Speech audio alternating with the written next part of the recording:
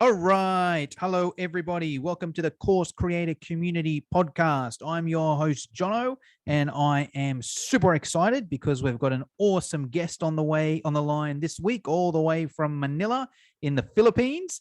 A little bit about this man. He runs Digital Solopreneur. He's an email marketing trainer and consultant. He helps coaches and course creators boost sales, amplify engagement, and create lifelong customers using emails that people love to read and buy from. He's a master storyteller with over 8 years of experience in writing and consulting in various industries, including stock market, insurance, overseas recruitment, development, language learning, and most important, women's fashion. I can tell by looking at his shirt there that he's really into his women's fashion. So without further ado, let me introduce the one and only Mr. Allan Yo. Allan, how are you? Hello. Thank you for having me, Jono. It's a pleasure, and I'm really excited for this conversation. No, I'm excited myself because it's a sexy topic we're going to speak about today. The 5 email sins that course creators are committing that are robbing them blind. But just before we get into that, Allan, I like to start all my podcasts off with a quote or mantra that inspires you or fires you up. Have you got one for us? Right. I do have one. It's actually in my post-it just in front of my monitor.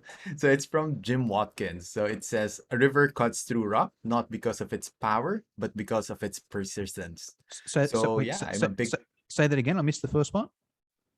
yeah. Sorry, I'll say it again. It's from Jim Watkins. A river cuts through rock, not because of its power, but because of its persistence. Love it. So keeping at it is really a huge key for me because I'm not a superstar copywriter.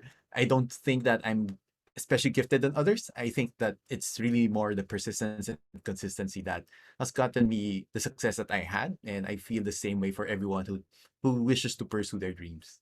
100%. You can't beat a person who never gives up. You know, it's like there's one way you're going to be successful. It's not giving up. Try one way, it doesn't work. Try another way, it doesn't work. There's only so, you know what? I think it will. I'm not me personally. I'm not smart enough to come up with enough ways that don't work. You know, if I try 10, Mm. 15, 20, 30 ways, one of them's going to work just from Right. persistence. So I love that. Allan, before we get into our tips, let us know a little bit about you and Digital Solopreneur there. Let us know in a couple minutes, what is it that you guys do there? Sure, yeah. One of the things that we love doing is helping out creators and for coaches and experts because for us, the way we view ourselves, yes, we do email, but deep down, we believe that we are change makers, right? Because coming from a third world country as well, a developing country, one of the biggest equalizers for us is education, right? Mm, So there are inequality in society, but e- education, knowledge is one of the best equalizers. And we feel that by empowering educators, course creators, people who share knowledge, we are able to help them put that knowledge into the right hands. And maybe we can't change the world, but if we can help one person sell their program and that program helps somebody improve their lives, right? Pass a certification, land a job, become more confident, build a marriage, right? Repair a marriage, then that's kind of the change that we want to be a part of. So that's why even if we do emails, overall, we feel that we want to call ourselves as change makers because that's the ultimate goal. yes, love it. My background's in fitness. I used to be a personal trainer. And before I trained people, I used to be the salesperson. I'd work behind the counter and sign people up for the membership. And that's the exact way I looked at it. Like I wasn't a salesperson, I wasn't a membership consultant, but it was like if I can motivate this person to make that decision to actually sign up for the gym, then it changes their lives. So I love the way that you've brought that up there. So, and I'll put Allan's links down in the show notes. He's put a freebie together for us. Do you want to let us know, let everyone know what the freebie is, Allan?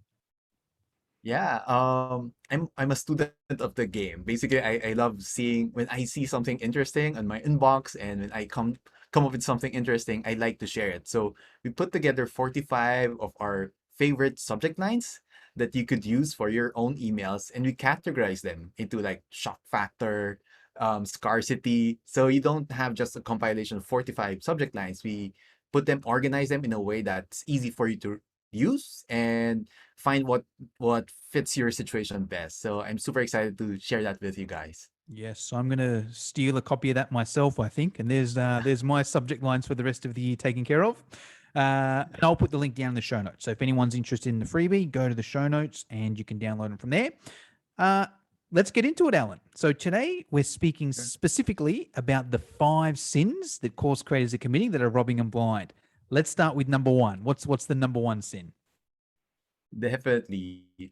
Sin number one is fearing the unsubscribes. Right. Mm, So I have a quick question for you, Jono. yes. Who is your dream interview? My dream interview for this Yeah. podcast, Yeah. They could be based anywhere in the world. I would say Tony Robbins. All right. Perfect. So what if there's this situation where Tony Robbins is uh, is right now in Australia, like 2 hours away from you, Mm. right? And he agreed to go on an interview with you, Whew. right? So my my question for you is, would you be willing to drive a couple of hours, buy snacks along the way, pay for gas, pay for parking, and foot the bill for the coffee you're gonna have with Tony Robbins? Will you be willing to pay that in order to have that dream The interview? coffee, Tony Robbins, I'll buy him a 5-star meal. He doesn't just need the coffee. I'll get him dessert and entree and yeah, 100%. Right, definitely. And my point here is that that's kind of the cost of doing business, right? In order for you Mm, to get on an interview with him, yeah, that's the price you have to pay, right? So that's how I would like people to frame unsubscribes. yeah. That's also the cost of doing business, right? Because if you're not sending emails, it's the equivalent of not meeting Tony Robbins Mm, just because you're cheaping out on the yeah. coffee, right? You don't want to pay for gas, Yeah. right? So that's the equivalent, right? So I committed this mistake as well. Like I would send value only emails, like Mm. not selling nothing at all. It's something that I'd send my mom. I'd even send it to the Pope and he would feel good about it. But but still people unsubscribe, even if Yeah, it's totally value, yeah. right? So it's almost pointless to fear the unsubscribe, right? Because when you do that, you're playing not to lose rather than playing to win. So in fact, like unsubscribes are a blessing as well because as you all know, if you're doing any sort of email marketing, the more subscribers you have, the higher you have to pay for your Mm, service. So by unsubscribing, they're actually volunteering yeah, for you saving you a to few get out of dollars. your list. Yeah. Exactly, exactly. So if you put it that way, it will give you the courage, to send more and to serve and to play to win, to serve Mm. those who really want your help and weeding out people who are perhaps freebie seekers or maybe it's just not the right time to be with you. And yeah, I love that so much. And because I guess like if you want a guaranteed way not to make any sales, don't send the email. You know, if you send the Exactly. email, okay, maybe you get some unsubscribes, but you're putting yourself in the game to make sales. Me personally, I don't even check unsubscribes anymore. I just check the bank account, and Right. I'm like, oh, okay, the bank account's going up. All right, things are good. I don't check unsubscribes, and also on top of that as well, which I think is important, I'll unsubscribe from people. Not necessarily because I don't like them, but I'm just not in the mood. I've Mhm. unsubscribed from Tony Robbins, Yeah. even though he's my dream person. Sometimes he Mhm. emails me too much, and I'm like, Tony, sorry, Right. I'm not going to sign up for your thing right now. Unsubscribe. Doesn't mean I'm never going to buy from him. I'll go back later, and Mhm. he'll pop up in my feed, or Right. I'll go to his website, or he'll hit me with the right thing on Facebook at the right time, and I'll buy it or enter in. It's not a forever gone. It's just right now, Right. and I know even then, I know like does he care if I unsubscribe? Probably not. He probably made 1,000 sales from that email. So good point there. All right, number two, Right. Alan. All right. Number two is treating everyone the same. Okay, Mm, so now don't get me wrong. I want you to treat everyone fairly, but not equally. So a quick story, like again, I'll need your help with this, Jono. I love it. This is fun. If you're work, Most podcasters yeah, just go on and talk about guests just talk about themselves. I'm getting to play around here, so I'm enjoying this. yeah, perfect, perfect. So I have a quick question. Who do you think are the easiest people to work with? People who volunteer or people who are forced to be there? Volunteer. Definitely.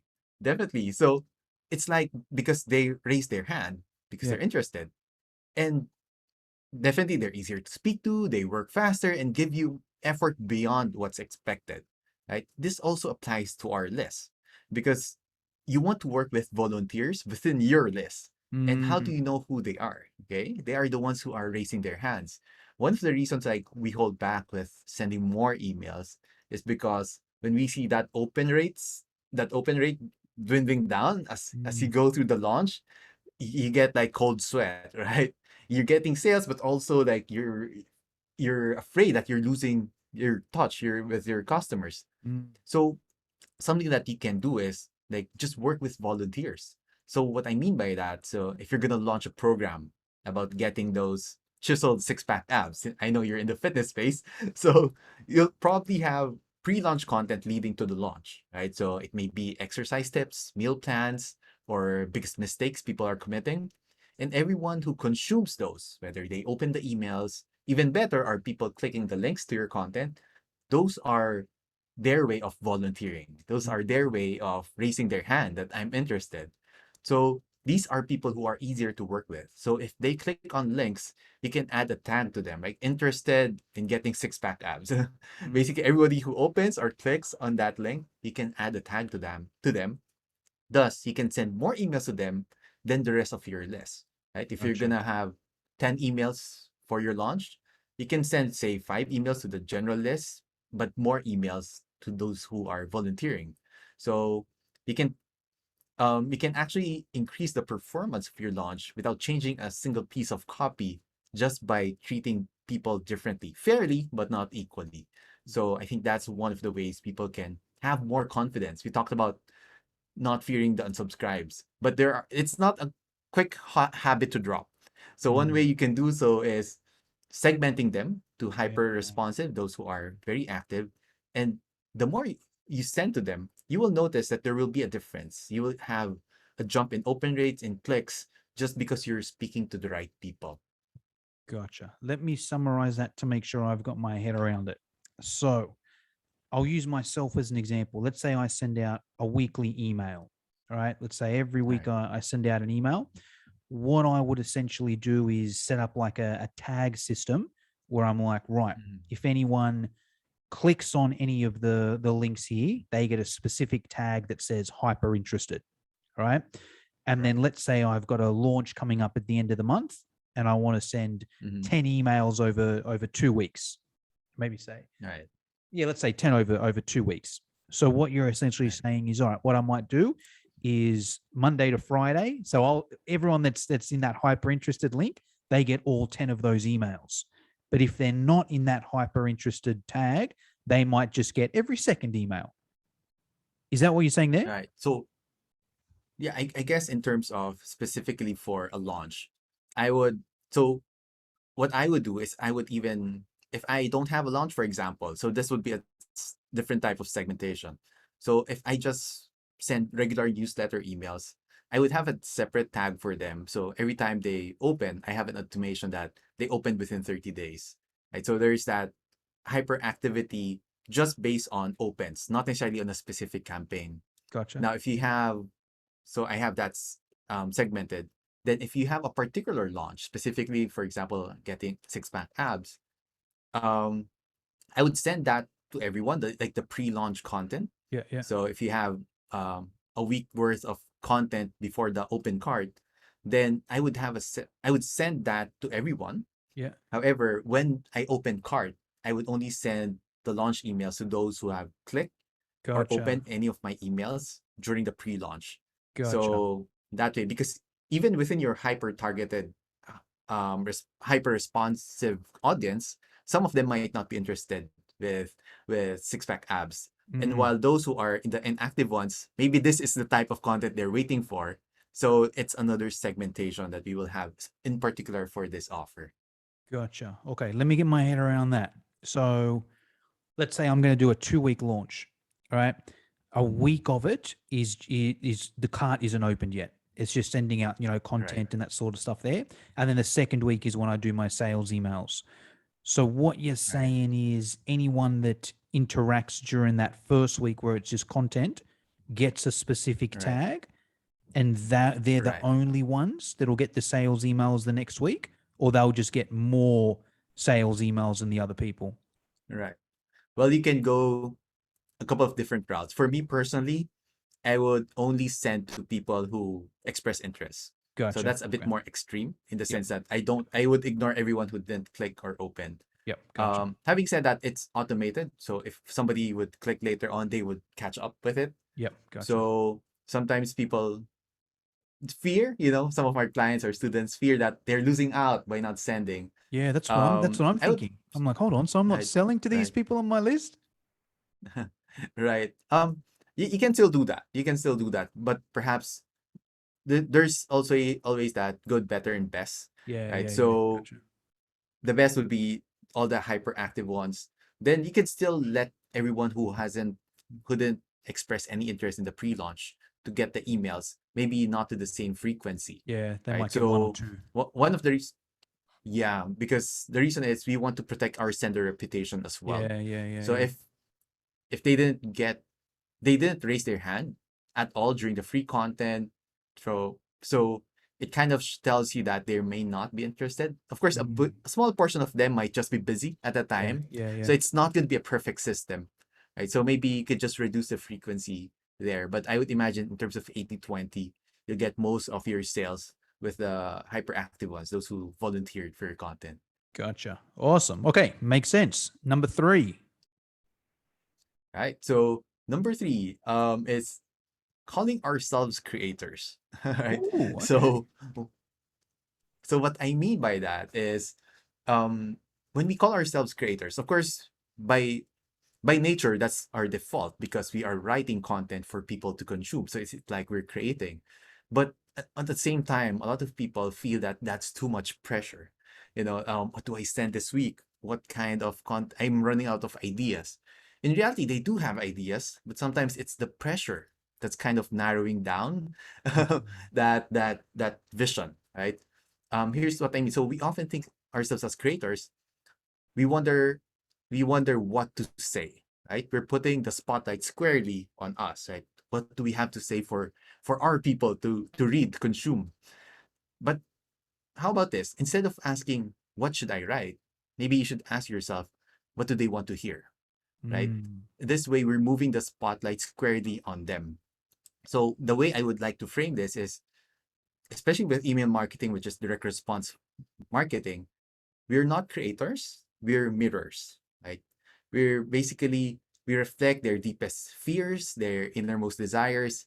It may be a sign that if we feel that ideas are not flowing, it may be a sign that we need to do more research, or perhaps speak to our audience and get them to write our emails by interacting with them, telling us what they want to hear, right? So by doing that, we kind of remove the pressure and think put on our like detective hats and understand what do they want to hear, what are they asking, and what are the answers that they're looking for. And if we do that, it's kind of we're removing the pressure of creation from our shoulders, and it's just more of like picking what they tell us to Mm. say and bringing it to them. So it's like for me, the analogy I'd like to use there is like we're kind of tearing a page out of their diary and reading it back to them. So that's how I Mm. approach writing emails in this case. Yes, love it. I'm a huge fan of the client centric model myself, so I love that one there. Mhm. All right, so there's three. What's number four, Alan? Yeah, sin number four is not recycling emails. Oh yeah. So yeah, so recycling is good for Mother Nature. It's also good for your business. So because here's the reality. Most people ignore our emails. Right? Mm. Majority, if you hit 20-30%, that you're batting a good average already. But that 30%, I also means wish. that right, right. So it means like 70-80% of people don't see our emails, right? And maybe the way we frame emails should be changed as well. So, for example, if you're running Facebook ads, the way an analogy I use is it's like going to a typical restaurant where you pay for everything you order. With emails, it's more like a buffet, right? You pay a fixed fee and you can send a limited amount of emails. So, Mm. in many ways, emails are ads too. And in Mm. many ways, it's emails are unlimited ads, right? Mm. And if you have a a successful Facebook ad running or Google ad, YouTube ad, what do? You keep running it, right? You keep running it. So why can't you reuse emails, right?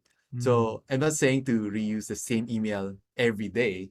What I mean is if you have if you have an email that worked like a couple months ago, Yeah. right? Maybe you can reuse that 3 months later, especially if you're gonna go on vacation. Maybe you can track what are your best performing emails and Mm. reuse that. If you have a launch, you don't have to write the emails from scratch again. Mm. And there's a reason that it worked. So I would, when I do relaunching, I'd say 80 to 90% are the same emails, and I would just tweak based from the feedback for the previous Mm. launch, right? Because when you create an email, when you write an email, you're not creating a one-off disposable product. You're Mm. actually creating assets for life, right? So that's a framework that I'd like to share because a lot of people, to be honest, think of emails as an afterthought. Like I'll Mm. do everything else. Oh yeah, I have to write the emails. But if they think of it as like a disposable asset, then the value, the hassle, it in their mind, okay, I have to write this and it's just gonna be a one-off. I have to write a new one. That's not gonna be motivating for them to write. But if you think of it as an asset, you're willing to spend more time to write it because knowing that you'll be able to reuse it in the future, it it rises up in your priority, right? Mm. So you have to understand that these are assets that you're creating. And yeah, so it allows you to go on vacation, it allows you to shorten the work it needs to for you to launch. And it's gonna be more enjoyable. You're gonna Mm. live a more enjoyable life doing that. 100%. Yeah, I'm a huge fan of that myself. I'll look at my schedule, and then let's say if there's something I launched 3 months ago, let me go and check out the emails 3 months ago. You know what? I can probably use these exact same ones again. I'll do them again. Or it's like, or Exactly. if it didn't work, obviously, okay, why didn't it work? What can I change it? Or even just modeling. Okay, hold on. Last launch worked really well. Here I'm selling a completely different product, but let me see what I did last launch, and let me just substitute some Right. of the words there. So I love that there. Right. All right, sin Right. number 5, Alan. What do you got for us there? Yeah. Sin number five, I haven't really heard of this a lot in the online space and internet, but sin number five is forgetting fun. you Mm, know, forgetting fun.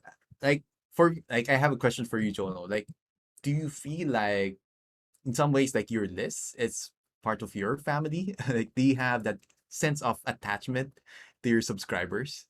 yeah. Well, I'm more of a Facebook group guy. I sort of Okay. use them in collab. I think of them as the same, my email list and my Right. Facebook group. But yeah, 100%. Yeah, it's definitely Yeah. family. Don't know family, but definitely like Okay. community or, community Right. or what's what I'm looking for? Da, da, da. Yeah, community, I'd say. Neighborhood, Yeah. that's what I sort of feel like. Great. Yeah. Yeah. It's like they're your people, Team. right? They're your Yeah. people. Yeah. Yeah. So yeah, that's one thing. Like people tend to forget having fun with their communication. Mm, They think of emails like in terms of conversions, in terms of sales. mm, But if you think about it, each one, each one of your subscriber, like there's perhaps an overworked dad, a depressed teen, or perhaps a newlywed woman, right? So they're into this different life cycles, and everyone has an emotion. Everyone wants to feel good, and each email, when I think of it, each email must basically each email is a promise, right? It's a promise that it's going to be worth your time, that you're going to be better off reading this than if you ignore this.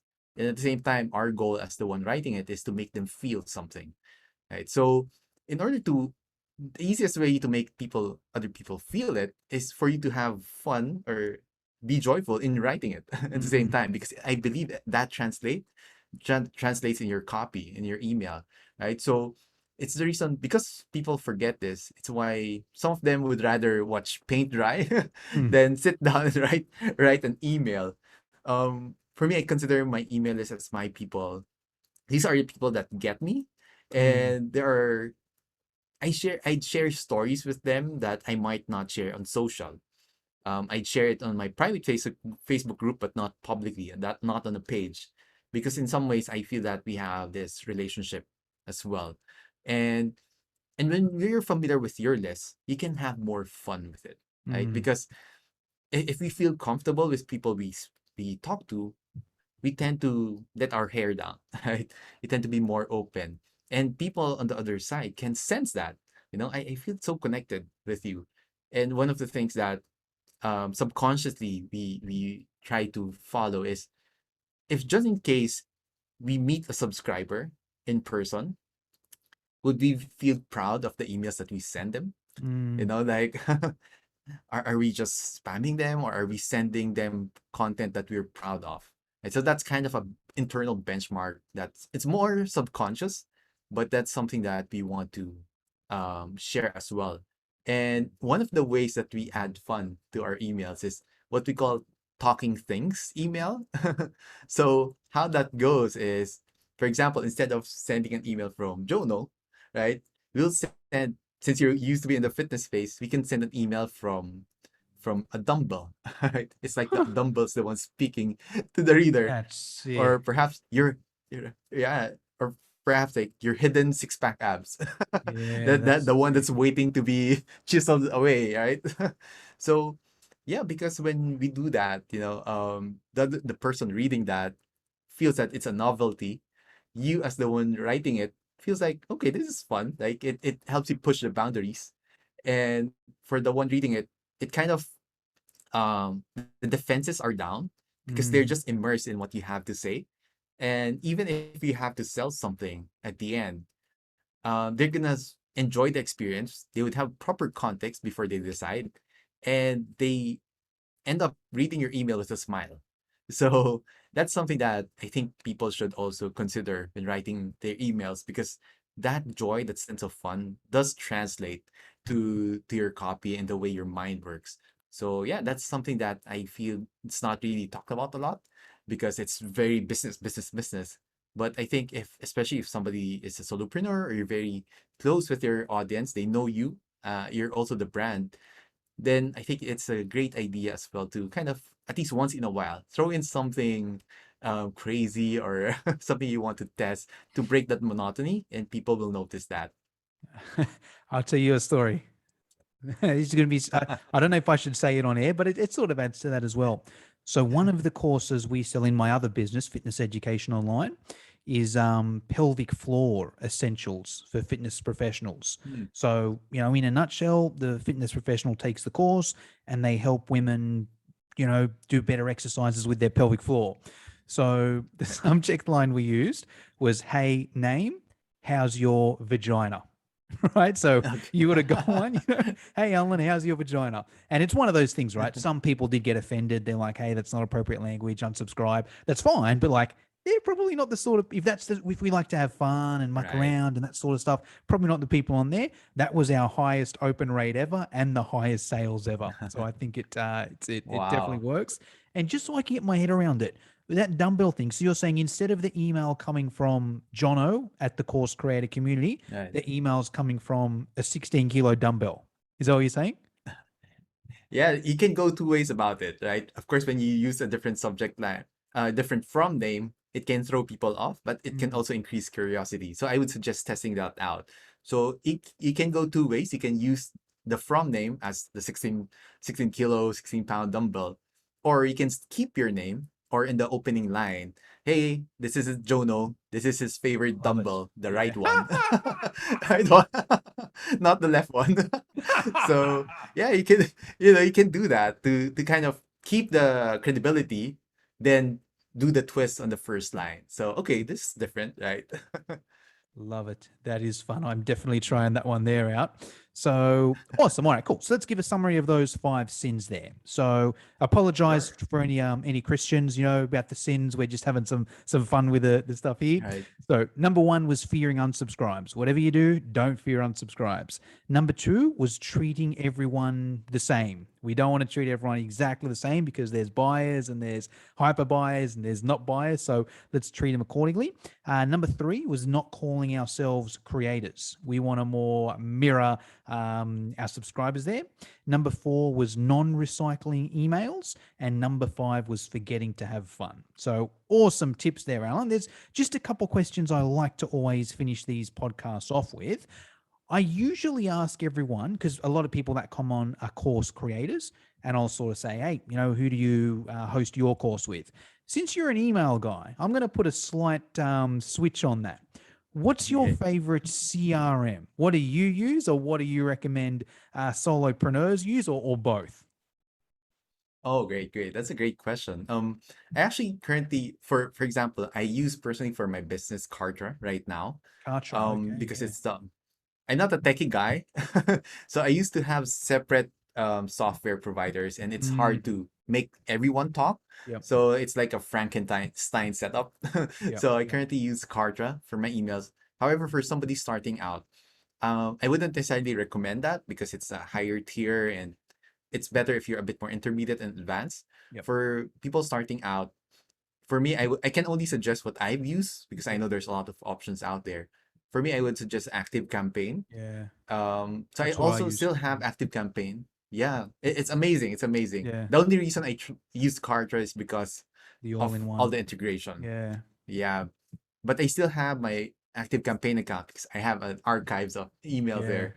They're Yeah. amazing. Like they're super powerful. It's like if Infusionsoft and say Aweber had a child. Mm, It's kind of it's basically Active Campaign because it has the automation and without the price of a high-end mm. CRM like Infusionsoft. So yeah, that's what I would recommend.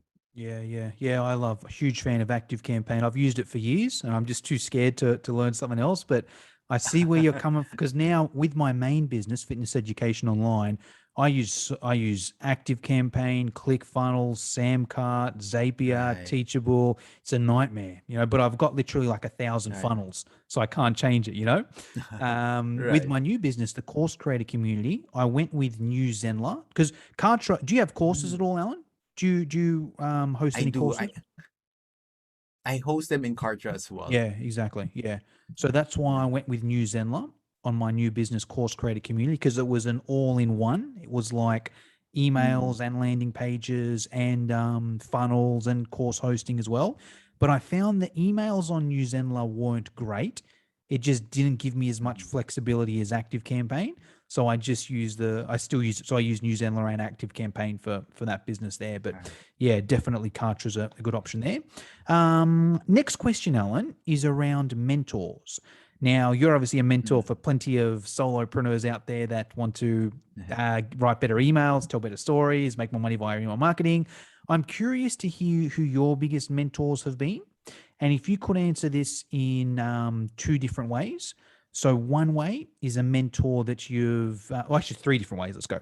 A mentor that you've paid money to and you've done their course or their coaching program or whatever it Right. is. A mentor that you haven't paid money to, but you follow them on social media or Instagram, YouTube, listen to their podcast, whatever it is. And then a book that you recommend every course creator should read if they want to get better at email marketing. Right. Yeah. For the paid one, the one I took the course with is I will I've taken the course of Ryan Levesque, which Oh, is ask. for the Ask method. Yeah. Yeah. And also like the quiz funnel. Yeah. So I like it because it's very systematic. Um, Again, like the way I started off the call, it's like I don't think I'm anyone special. So I rely on frameworks and Yeah. systems, to kind of produce. And he has a very I've always heard that you should do research. It's just that he has a way with his Ask method to make it systematic, even computing how long the responses are to your survey and ignoring Mm, the rest. So okay, so it's because I would treat every answer the same, but there's a system to make sure that you only speak to people who are hyper responsive. So that's really something very important for me that I still use to this day.